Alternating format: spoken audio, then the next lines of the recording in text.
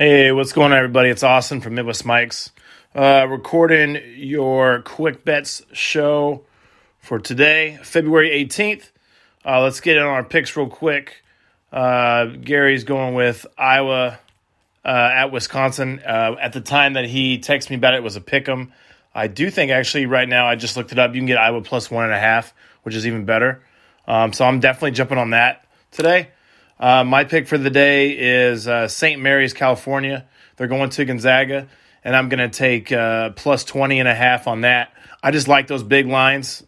You know, there's no real strategy to it except I like the big lines on that. I like the 20 points plus lines because really Gonzaga's got to play a pretty, they got to play a pretty good game in order to cover 20.5. So we'll see what happens tonight. I'll be rooting for St. Mary's, whatever, small school. Gonzaga's burned me a couple times, so I'm going to have a good time betting against them.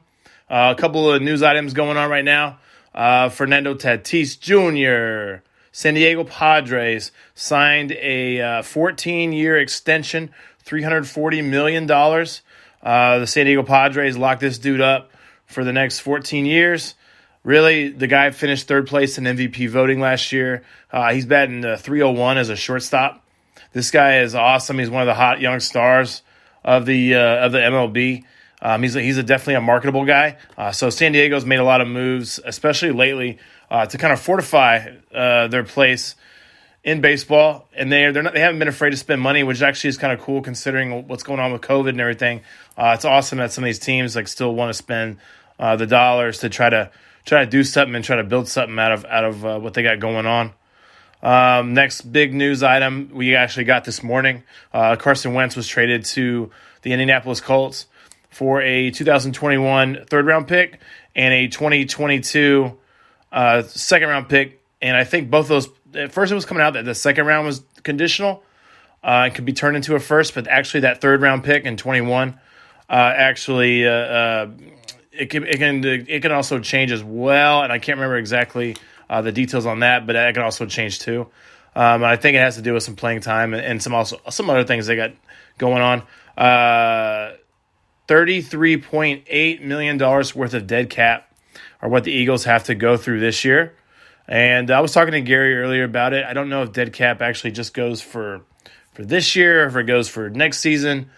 Not 100% sure how that works. The salary cap's a strange animal. I just do know that it's great for the Eagles, definitely in the future to kind of get that contract off their books. And really, probably what'll happen is I think the Colts have a lot of cap space, and so they were like, "What the heck? Let's just spend it. Let's get it going."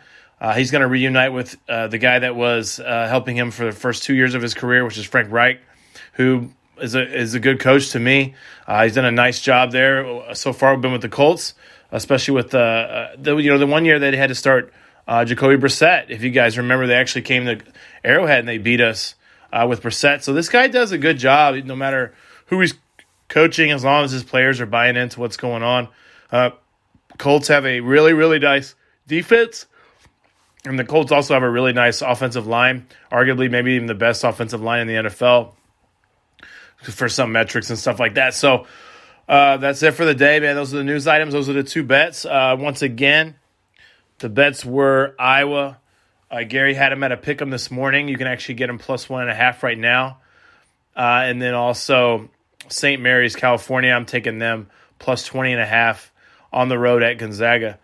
All right, that's been your quick bets for today, February 18th. Everybody have an awesome day and make a bunch of money tonight. And we'll talk to you guys tomorrow.